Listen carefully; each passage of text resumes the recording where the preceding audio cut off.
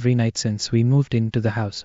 They never told us. I don't think I could have slept through it. I stood there, listening to the whistling come closer, unsure whether I should turn on a light or call out for my dad. Soft sounds from the living room brought me back to reality. "Nola," I yelled, running out of my parents' room. Holden and Nola were standing near the front door next to a window. Holden wasn't lying. I could see him fumbling with the lock on one of the blinds. I heard a click. He did have the key. Holden let out a quick laugh. Nola stood next to him, hunched up, afraid but maybe curious. The whistling was right outside our house now. "I think I made a sound," called out. "I can't remember." Time felt frozen, clock hands nailed to the face. But I found myself moving.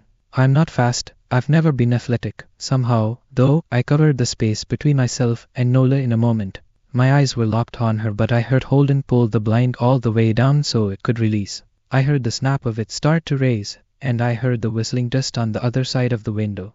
But I had my arms around Nola and I turned her so she was facing away from the window. At the same time, I jammed my eyes shut. The blind whipped open. The whistling stopped. I felt Nola shaking in my arms. "Don't look, okay?" I told her. "Don't turn around." We were positioned so that she was facing back towards the hallway and I was facing the window. My eyes were still closed. I felt her nod into my shoulder. I reached out with the arm not holding Nola and tried to touch Holden. My hand brushed against his arm. He was shaking worse than Nola. "Holden," I asked. Silence. I reached past him and gingerly felt for the window, eyes still sealed shut.